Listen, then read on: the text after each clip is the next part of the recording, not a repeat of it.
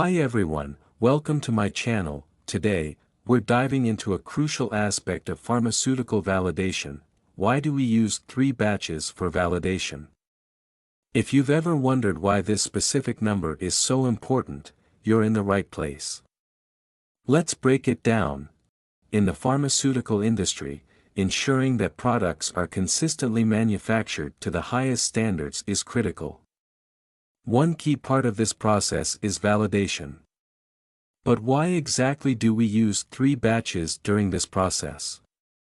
Let's explore the rationale behind this practice. Why do we take only 3 batches, not 1, 2 or 4? The answer to the first question is that there are no guidelines for the 3 batches concept, even FDA and ISO have not specified the 3 batches concept. Justification for 3 batches. The traditional justification behind the selection of 3 batches is that during manufacturing of the first batch, quality may be built in the product accidentally. During manufacturing of second batch, quality may be regular. If the same quality is achieved in the third batch, it means that our results are consistent and are reproducible, so it ensures validation or quality of the third batch gives us assurance that our process is validated.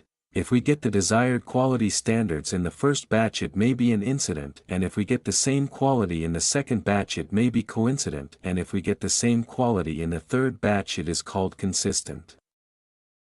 Why not less than 3? For confirmation of reproducibility, we should have sufficient numbers of batches to compare batch-to-batch variations. If we select 2 batches for validation, then we cannot compare the data of 2 batches because comparison between 2 points always gives a linear line, so to show a difference we need 3 points, so generally we take 3 or more than 3 batches for validation. Why not more than 3? As we know, currently there are no guidelines available for selecting the minimum or maximum number of batches, so we can also take 4 or 5 batches. As the number of batches is increased, the cost of the process and time required is increased, so all pharmaceutical companies usually select 3 batches for validation. Conclusion: there are no guidelines for selecting 3 batches for validation. We only use 3 batches to show better statistical data for reproducibility. If you found this video helpful, don't forget to like, comment, and subscribe for more insights into pharmaceutical practices and industry standards. Thanks for watching.